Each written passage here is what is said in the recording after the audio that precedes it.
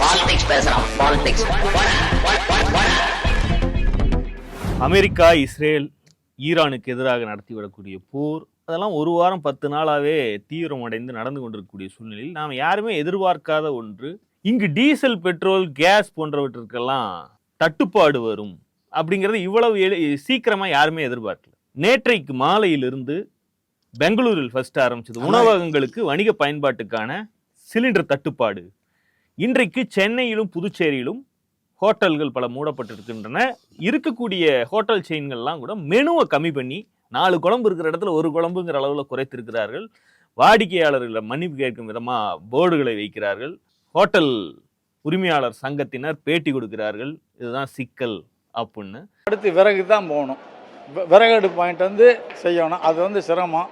அதனால் என்ன செய்யறதுன்னு இன்னும் எங்கள் சங்கத்துக்குள்ளே முடிவு பண்ணி மீட்டிங் போட்டு தான் சரி பண்ணணும். எலக்ட்ரிக்கல் போடுறதுனா வந்து ஒரு அடுப்பு வந்து 25,000 ஆகும். ஒரு குறைஞ்சது 4 அடுப்பு போட்டாலும் 1 லட்ச ரூபா ஆகும். அது உடனடியாக செய்ய முடியாது. இப்போ இந்த எரிவாயு விநியோகம் அப்படிங்கிறது எந்த அளவுக்கு இருக்குது, என்ன மாதிரியான சுற்றறிக்கை உங்களுக்கு வந்து விநியோகஸ்தர் தரப்பிலிருந்து கொடுக்கப்பட்டிருக்கு? இதுவரையில் விநியோகத்தில் 14 பேர் இருக்காங்க. இதுவரையில் வந்து முதல்ல இருந்த விட குறைச்சிட்டாங்க. முதல்ல 4 சிலிண்டர் கொடுத்தது இப்போ 3 சிலிண்டர் கொடுத்துட்ருக்குறாங்க. ஆனால் இது பிற்காலத்தில் வந்து எப்படி இருக்குன்னு எங்களால் சொல்ல முடியல. அப்படி தட்டுப்பாடு வர்றவரை நீங்கள் வேறு அரேஞ்ச்மெண்ட் பண்ணி சொல்லி எங்களுக்கு வந்து சுற்றறிக்கை அனுப்பிச்சிட்டாங்க. இப்படி ஒரே நாளில் இவ்வளவு பெரிய தட்டுப்பாடு ஏற்படக்கூடிய நிலைமைக்கு வந்திருக்கிறது என்றால் நமக்கு அது தெரியாத ஒரு பெரிய பிரச்சனை இல்லை. பாஜகவுக்கு விஸ்வகுரு ஆண்டு கொண்டு இருக்கக்கூடிய ஒரு ஆட்சிக்கு பாஜகவுக்கு அது தெரிய வேண்டாமா? எவ்வளோ கையிருப்பு இருக்குது, எவ்வளோ ஒரு நாளைக்கு செலவாகுது, இந்தியாவினுடைய தேவை எவ்வளவு, நம்மகிட்ட இருக்கிறது எவ்வளவு, எத்தனை நாளைக்கு தாங்கும், ஒரு போர்ச்சூழல் வந்திருக்குது அப்படிங்கிற ஒரு இதெல்லாம் ஒரு கணக்கு போட்டு செயல்படணும் இல்லையா?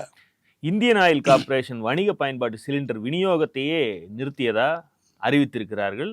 இருக்கக்கூடியதும் கூட வீட்டு பயன்பாட்டுக்கான கேஸ் மட்டும்தான் சப்ளை செய்யப்படும்னு, அதுலேயும் வழக்கமாக புக் பண்ணால் வரக்கூடிய நாளில் இருந்து அந்த கெடுவை அதிகரித்து உத்தரவிட்டிருப்பதாக தகவல்கள் வருகின்றன. சிலிண்டர் தட்டுப்பாடு குறித்து பாஜகவுடைய மாநில தலைவர் நயினார் நாகேந்திரன்ட்ட கேட்டா அதெல்லாம் போய் எதிர்கட்சிக்காரங்க எழுதி போட்டிருப்பாங்க. அவருக்கே 6-7 ஹோட்டல் இருக்கு. அவர் ஹோட்டல் என்ன எழுதி போட்டிருக்கேன்னு பார்க்கணும். சிலிண்டர் வேணும்னா என்கிட்ட சொல்லுங்க, நான் போடுறேன் கேஸ் அப்படிங்கிறாரு. இது ஒரு பொய். இது முழுக்க முழுக்க முதலமைச்சர் சொன்ன பொய். எப்படி தட்டுப்பாடுல எங்கேயுமே கிடையாது. சிலிண்டர் இப்போ நீங்கள் உங்களுக்கு 20 நாளைக்கு உள்ள சிலிண்டர் வேணுமா நான் தரேன் உங்களுக்கு. இல்லை நீங்கள் எங்கே புக் பண்ணுறீங்களோ நான் தரேன். உங்களுக்கு எங்கே வேணுமோ நான் தர சொல்கிறேன். திருநெல்வேலி நயரா ஹோட்டல் பாரு வாசலில் போய் நின்று சிலிண்டர் தட்டுப்பாடு இருக்கவங்க எல்லாம் அவர்கிட்ட கேட்டோம்னா அவரே போட்டு அனுப்பிடுறாரு. அவர் டீலராகவும் இருக்காராம், அதையும் சொல்லியிருக்காரு. கேஸ் டீலராகவும் நான் இருக்கேன். அதனால இதெல்லாம் எதிர்கட்சிகள் கிளப்பக்கூடிய வதந்தி அப்படிங்கிறார். இன்னொன்று, இந்த சுமந்திராமன் மாதிரியான ஆட்கள் சன் நியூஸ்காரன் எந்தெந்த ஹோட்டல்கள் இதனால் பாதிக்கப்பட்டிருக்குன்னு அங்கே போய் செய்தி தொகுப்பு எடுத்து வெளியிட்டா இன்றைய அசைன்மெண்ட் சன் நியூஸுக்கு மக்களிடையே பதட்டத்தை, பேனிக்கை உருவாக்குவது. பெட்ரோல் நிறுவனம் இந்தியன் ஆயில் கார்பரேஷன் நிறுத்தி இருக்கு, சப்ளையை நிறுத்தி இருக்குன்னு அபிஷியலா அறிக்கை விட்டுருக்கு. அது நேரடியாக அது ஏற்படுத்தலையா. வணிக நிறுவனங்கள், ஹோட்டல்கள் போர்டு எழுதி வச்சிருக்காங்க. அது இல்ல, அதை நியூஸ்ல போய் காட்டுனா இது சன் நியூஸ் உடைய சதினா இவங்களை எங்க போய் சொல்றது? தங்கும் விடுதிகளில் டீ, காபி, தோசை கிடையாது. இப்படிதான் காலையிலிருந்து செய்தி. ஒவ்வொரு டிபார்ட்மெண்டா சோறு பொங்குற இடம் எல்லாம் கதறிட்டு இருக்காங்க. அப்போ இதுக்கு வந்து சங்கிக இன்னொரு ஐடியாவை கண்டுபிடிச்சிருக்கானுங்க. கேஸ் சிலிண்டர் தட்டுப்பாட்டால ஹோட்டல்கள்லாம் ஸ்தம்பிக்கல, வரி வசூல் நடவடிக்கை ஒண்ணு தீவிரமா முடுக்கி விட்டுருக்காங்க. இந்தியா முழுக்க 1,77,000 என்னவோ ஹோட்டல்கள் இருக்கு. அத்தனை பேரும் பிராடு பயலுக. டபுள் பில் புக் வச்சிருக்காங்க. அவங்க காட்டுற கணக்குக்கும் ஆகிற வியாபாரத்துக்கும் சம்பந்தமே இல்லாம இருக்கு. இதெல்லாம் சவுகார் பட்டியல போய் பாருங்களா, வியாபாரம் பாருங்களா. எவனாவது ஒன்று பில்லு தரானா, கம்ப்யூட்டரைஸ் பில்லு தரானா, எவனாவது வந்து ஜிஎஸ்டி நம்பருக்கு போட்டிருக்கானா? போன 9ஆம் தேதி, மார்ச் 9ஆம் தேதி இந்த மாதிரி நாட்டுடைய வரி வருவாயை குறைக்கக்கூடிய உணவகங்கள் குறித்து நாடு தழுவிய அளவுல ஒரு சரிபார்ப்பு பயிற்சியை வருமான வரித்துறை மேற்கொண்டிருக்கு. 2025 நவம்பர்ல இது தொடர்பா விசாரணை நடத்தின போது பல முறைகேடுகளை வந்து கண்டுபிடிச்சோம். இப்ப நாட்டுல வந்து வேற எந்த நிறுவனங்களுமே வரி ஏய்ப்பு பண்றது இல்ல, ஹோட்டலுக்கு மட்டும்தான் ஆட்டையே போடுறான்.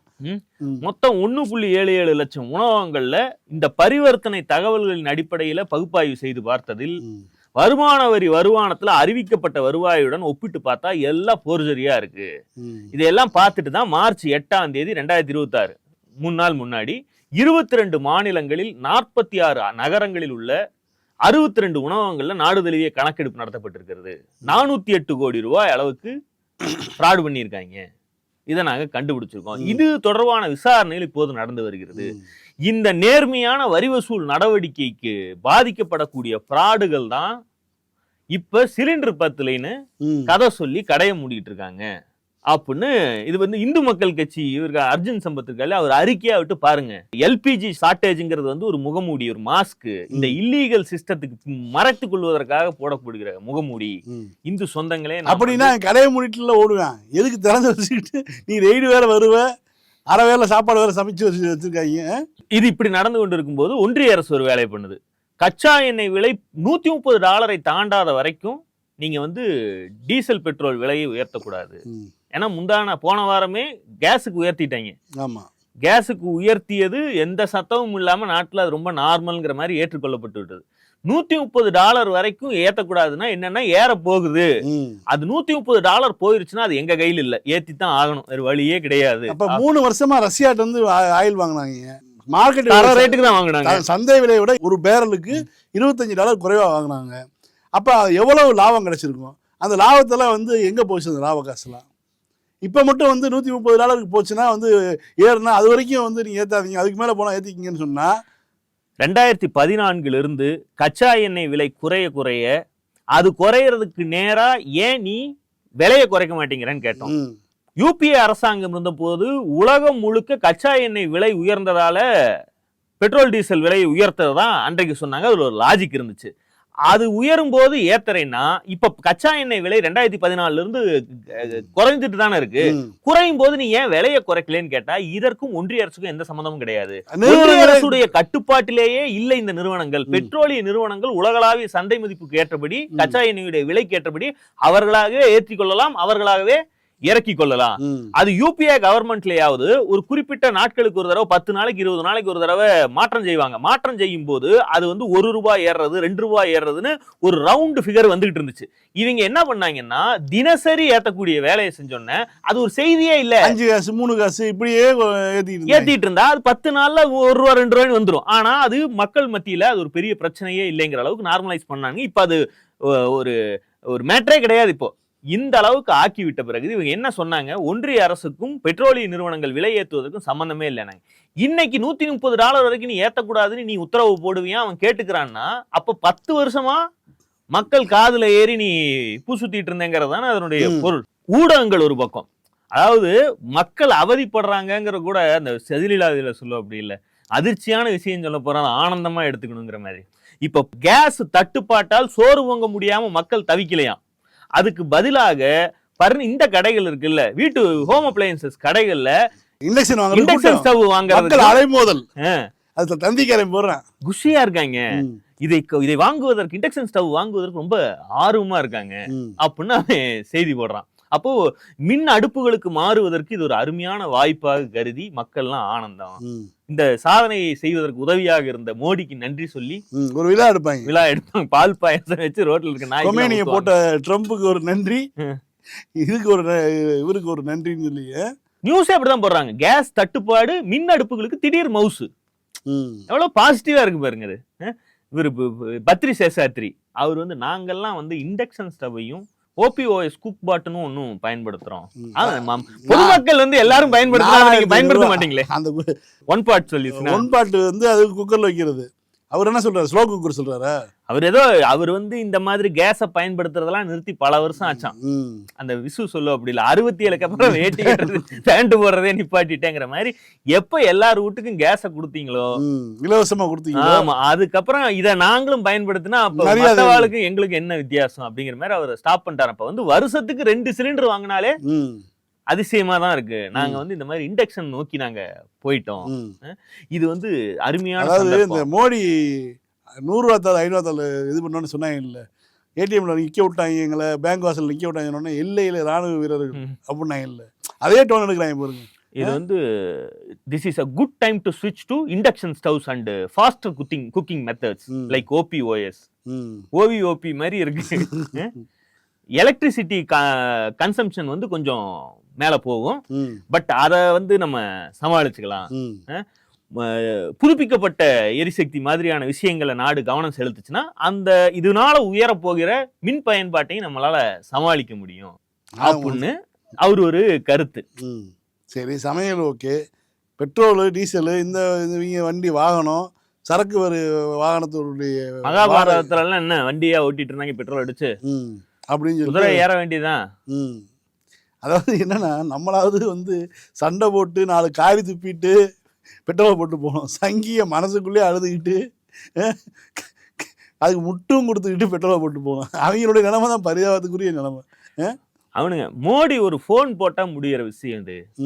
என்னன்னு இந்த போர் தான். ஏங்க, ட்ரம்ப் வந்து 30 நாளைக்கு அவரோட போயிட்டு வா அப்படின்னு புதினோட அனுப்பி விட்டுருக்கான். பெட்ரோல் வாங்கிக்கோ, நான் அனுப்ப முடியல, அதனால நீ 30 நாள் அங்க போயிட்டு வா. போர் நிறுத்துறதுங்கிறதெல்லாம் எவ்வளவு முக்கியமான விஷயம். அது போன்ல பேசினா மரியாதையாவா இருக்கும். நேர்ல பிளைட்ட புடிச்சோமா டெஹரானுக்கே போய் இறங்கி ஒரு 4 நாள் இருந்து ஊரை கீரை சுத்தி பார்த்துட்டு, பத்திரிக்கை எல்லாம் முன்னோர்கள் இருந்த ஊர் இல்லையா, எல்லாத்தையும் பார்த்துட்டு திரும்பி வந்தா நேர்ல சொல்லிட்டு வந்தா அது ஒரு ஃபாதர்லாண்டுக்கு பக்கத்துல இருக்க நாடு. இதுல ட்ரம்ப் 30 நாளைக்கு வாங்கிக்க சொன்னான்ல, இப்ப வந்து புதின் சொல்லிட்டாரு 5 நிமிஷம் லைட் ஆஃப் பண்ணுவேன் எடுத்து அவங்க கொண்டாந்து வச்சிருங்கிற மாதிரி 30 நாளைக்கு மட்டும் நீங்க வாங்கிக்கிறதுக்கு உங்களுக்கு அனுமதி அப்படின்னா இவங்க போய் 30 நாளைக்கு கேட்க போனா, நான் ஏற்கனவே உனக்கு ஒரு சகாய விலைக்கு கொடுத்துட்டு இருந்தேன்ல, அதுக்கெல்லாம் கொடுக்க மாட்டேன், மார்க்கெட் ரேட்டுக்கு தான் கொடுப்பேன், வாங்கினா வாங்கு வாங்காட்டி கிளம்பு அப்படின்னு சொல்லத்தான் செய்வான். அதுக்குதான் வந்து பாத்தீங்கன்னா அந்த காலையில இருந்து படம் போட்டுட்டு இருக்காங்க. அமெரிக்கா எண்ணெய் நல்லா வந்து இதா இருக்கும், ஈரான் எண்ணெய் கொஞ்சம் கெட்டியா இருக்கும், வெனிசுலா எண்ணெய் ரொம்ப கெட்டியா இருக்கும், ரஷ்யா எண்ணெய் இருக்கும், பிசு பிசு என்னென்னமோ உருட்டி பாக்குறாங்க. அவங்களுடைய இது இப்ப நம்மளால புரிஞ்சுக்க முடியுது. முட்டுக்கு ஓரளவுக்கு தான் கொடுக்க முடியும். அதாவது தாவேக்காரங்க கொடுக்குற முட்டை விட சங்கியை கொடுக்குற முட்டை அதிகமா இருக்கு. அன்புமணியை கிளப்பி விட்டுருக்காங்க, ஜிம்மி போய் திமுக இதுக்கு கடி அப்படின்னு. பெட்ரோலிய பொருட்களுடைய உற்பத்தி விநியோகம் ஆகியவை மத்திய பட்டியலில் 53வது இடத்தில் இருப்பதால் அதில் மாநில அரசு தன் அதிகாரத்தை பயன்படுத்த முடியாது. கண்டுபிடிச்சிட்டாரா போலீஸ்காரரு? இதுவும் அன்புமணியை தான் சொல்றாரு. ஏன்னா எப்படி செருப்பு அடிக்க போறாங்க இந்த அறிக்கைக்கு. அதனால நானே அதை சொல்லிடுறேன், இது மத்திய பட்டியலில் இருப்பதால இது சம்பந்தமா மாநில அரசால முடிவெடுக்க முடியாது. ஆனால் அதன் விளைவாக தமிழ்நாட்டில் ஏற்படக்கூடிய விளைவுகளை தடுக்க வேண்டிய கடமை மாநில அரசுக்கு தான் உள்ளது. இதை சரி பண்ண வேண்டிய விஷயம் அவங்கிட்ட இருக்கலாம்.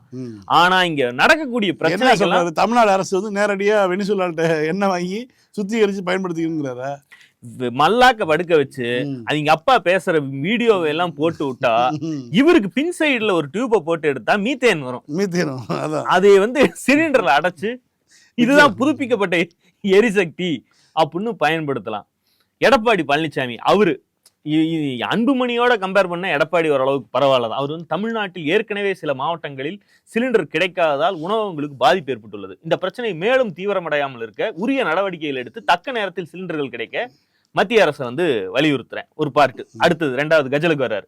இதே போல மக்களிடையே இதை வைத்து தேவையற்ற அச்ச உணர்வை ஏற்படுத்தும் வேலைகளை விடுத்து தமிழகத்தில் உணவகங்கள் தொடர்ந்து இயங்குவதற்கான எரிவாயு ஏற்பாடுகள் சலுகைகளை பொறுப்புள்ள மாநில அரசாக செய்து தர வேண்டும் அப்படின்னு மாநில அரசுக்கு அவர் வீட்டுக்கு ஒரு சிலிண்டர் போடுங்க, செவ்வந்தியில் ஒரு சிலிண்டர் அப்படின்னு போட்டுவிட சொல்லி கேட்டிருக்காப்ல. ஆனா தேர்தல் நேரத்துல இவங்க போற ஒன்ன கிளப்பி விட்டு 5 மாநில தேர்தலை எதிர்பார்த்துட்டு வர சிலிண்டர், டொமஸ்டிக் சிலிண்டர் தட்டுப்பாடாச்சுன்னா எப்படி இருக்கும்? பெண்கள் வந்து ஏற்கனவே மோடினா இல்ல பொண்டாட்டி விரட்டி விட்ட எவனுமே வந்து மக்கள் வந்து ரசிக்கிறது இல்லைன்னு வச்சுக்கோங்க. அதனாலதான் மோடிக்கு ஓட்டு கொடுக்காம இருந்துச்சு. இதோட முக்கியமான விஷயம், இப்ப இந்த பிரச்சனை இன்னும் ஒரு வாரம் 10 நாள் நீடிக்கிறதுங்கிற பட்சத்துல உண்மையிலேயே பேனிக் பையிங் போவாங்க. பெட்ரோல் டீசலை நிரப்பி வைப்பது, இப்ப வந்து எஸ்மா சட்டம் எது ஜெயலலிதா போடும்ல அது பாயும் அப்படின்னு இருக்காங்க. அதாவது சிலிண்டரை பதுக்கினால். ஆமா, சிலிண்டர் மட்டும் இல்ல, பெட்ரோலிய பொருட்கள் எதையும் எதை பதுக்குனாலும் சரி நீ வந்து இப்ப வந்து எஸ்மா சட்டம் வந்து பாயும் அப்படின்லாம் சொல்றாங்க. இது என்ன ஆகும்னா, இந்த மாதிரி ஒரு பேனிக் பையிங்ல போய் இன்னும் தட்டுப்பாடு அதிகரிக்கும் போது இந்த 5 மாநில தேர்தல் தான் பாஜகவுடைய கண்ணுக்கு முதல்ல படும். அப்போ தமிழ்நாடும் கேரளாவும் வஞ்சிக்கப்படுவதற்கான வாய்ப்புகள் ரொம்ப. ஏன்னா இங்க அவங்க ஜெயிப்பதற்கான வாய்ப்பு இந்த 2 மாநிலத்திலும் சுத்தமா இல்லைங்கிற பொழுது ஜெயிக்க வாய்ப்புள்ள அசாமுலையும் வெஸ்ட் பெங்கால்ல நீங்க எதிர்க்கட்சி, ஆமா அங்கும் இந்த பிரச்சனை எழாமல் பார்த்துக் கொள்வதுன்னு இருக்கக்கூடிய குறைந்த ரிசோர்ஸை கூட அந்த 2 மாநிலங்களுக்கு அனுப்புவதற்கான வேலைகளை செய்வார்களே தவிர இந்த 2 மாநிலத்தையும் கேரளாவையும் தமிழ்நாட்டையும் வஞ்சிப்பதற்கு எல்லா வேலைகளையும் செய்வார்கள். அதற்கான அத்தனை சாத்தியக்கூறுகளும் கூடுதல் டேட்டா என்னன்னா, இந்தியாவிலே அதிக கேஸ் பயன்பாடு உள்ள மாநிலம் தமிழ்நாடு, 2வது மாநிலம் கேரளா. இப்படிதான் இன்னைக்கு சூழ்நிலை இருக்கு. ஸோ இதை வந்து இவங்க வந்து இங்கே இருக்கக்கூடிய கேஸை வந்து எடுத்தாலே போதும், இங்கே அனுப்பக்கூடிய பொருட்களை நிப்பாட்டினாலே அது அசாமுக்கும் மேற்கு வங்காளத்துக்கும் போதுமானதாக இருக்கும் தான் அவங்க நம்புவாங்க. வடக்கு வந்து டியூபா வீட்டுக்கு விடுறாங்களே, அதுல வருதா? இதெல்லாம் பண்ணிட்டு இருக்காங்க. ஒட்டு அது என்ன பண்றது, சில தமிழ்நாட்டுக்குள்ளேயே சில வந்து ஒரு அபார்ட்மெண்ட்டுகள் இருக்குது. ஆனால் அதனுடைய விலை வந்து ரொம்ப அதிகமாக இருக்குது. ஏழை எளிய மக்கள் வாங்கக்கூடிய அளவில் இருக்கிறது வந்து சிலிண்டர், இந்த சிலிண்டர் தான் 800 860 ரூபா 900 ரூபாய்க்கு வருதுன்னு வச்சுக்கோங்க. ஆனால் மோடி அரசை பொறுத்த வரைக்கும் இந்த வேலையை கரெக்டாக செய்வாங்க. தமிழ்நாட்டையும் கேரளாவையும் கண்டிப்பாக வந்து இந்த சிலிண்டர் விவகாரத்தின் மூலமாக வஞ்சிப்பாங்க. அவங்களுக்கு இங்கே வெற்றியை பற்றி கவலை கிடையாது. எடப்பாடி கழுத மேய்ச்சா கூட பரவாயில்ல, நமக்கு பிரச்சனை. அஸ்ஸாம் ஆச்சு, மேற்கு வங்காளம் ஆச்சுன்னு போயிடுவாங்க. நேற்றைக்கு பேசணும் இல்லையா, அந்த தாவேக்காவை பாஜக கூட்டணிக்கு இழுப்பது அப்படிங்கிறது. அது அதற்கு பிறகு தாவேக்காவை அழைத்த காரணத்துக்காக, எதுக்கு கூட்டணிக்கு அழைத்த காரணத்துக்காக ஏஎன்எஸ் பிரசாத்னு செய்தி தொடர்பாளர், பாஜக செய்தி தொடர்பாளரை நேற்றைக்கு நல்ல மனுஷன் டெய்லி அனுப்புவார். என்ன ப்ராப்பரா நியூஸ் தான் காலையிலையும் சாயந்தரமா அனுப்பிக்கிட்டே இருப்பார். ஒரு அதாவது வந்து ஒரு ஆர்எஸ்எஸ் காரை வந்து ஒரு கட்சிக்குள்ள வந்து அப்படி வேலை செய்வானோ அப்படி வேலை செஞ்சுட்டு இருந்தார். அனுப்பி விட்டாங்க. இப்ப வெளியே போன்னு சொல்லி அனுப்பி விட்டாங்க. அப்போ என்னதான் நடக்கிறது? வலதுசாரி தரப்பில் இவங்க உண்மையிலே கூப்பிட நினைக்கிறாங்களா, அல்லது கூப்பிட்டா வரலைன்னா அசிங்கமா போயிடும் நினைக்கிறாங்களா, இல்ல சிபிஐ கேஸ்ல புடிச்சு நெருக்கிறதுங்கிறது பேக் ஃபயர் ஆகும்னு நினைக்கிறாங்களான்னு ஒன்னும் புரியல.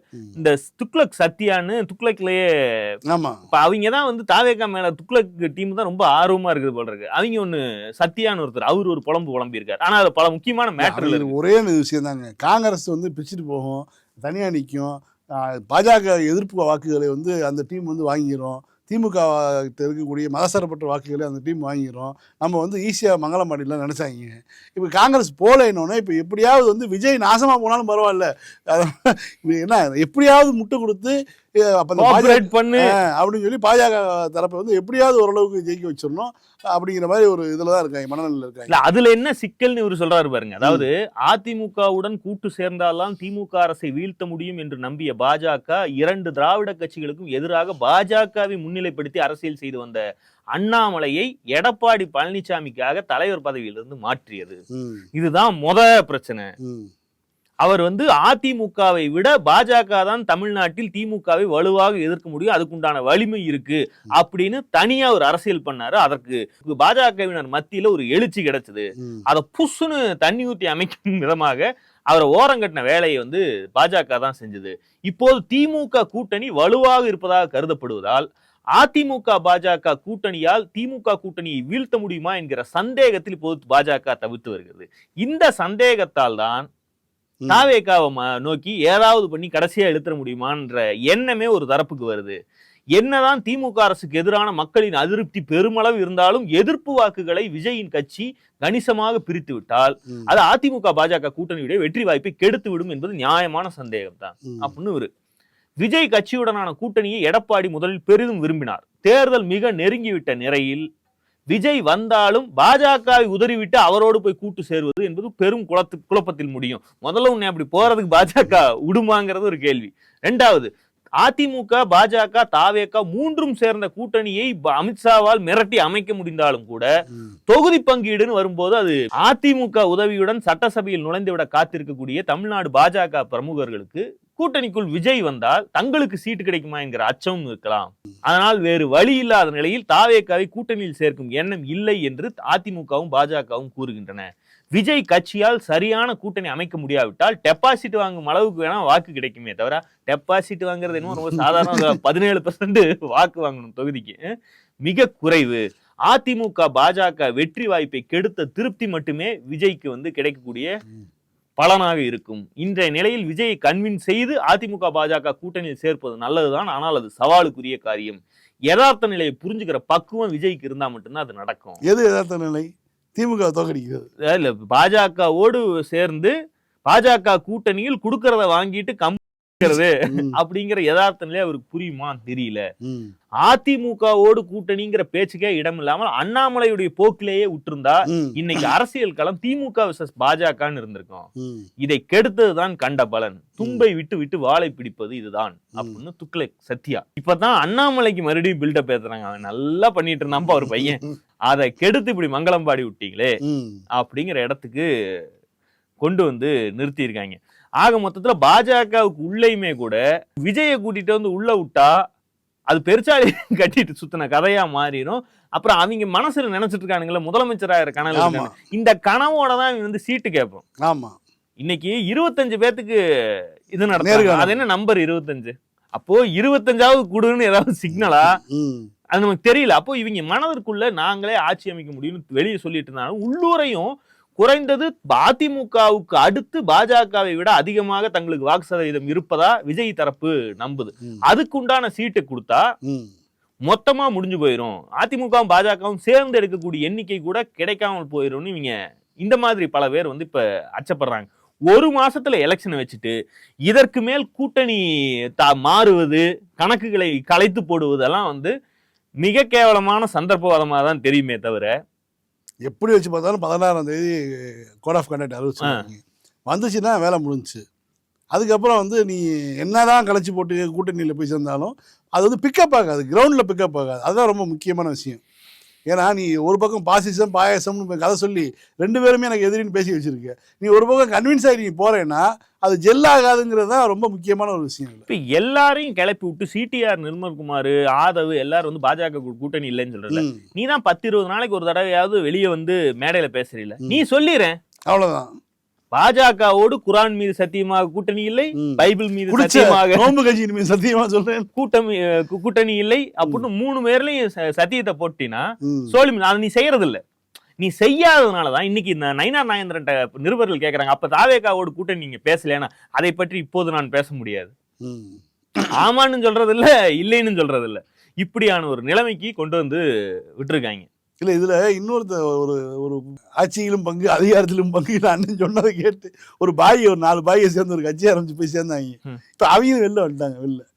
வெளியில வந்துட்டு திமுக ஆதரவு சீட்டு கேட்டாங்க, பேச்சுவார்த்தை நடத்திட்டு இருக்கோம்.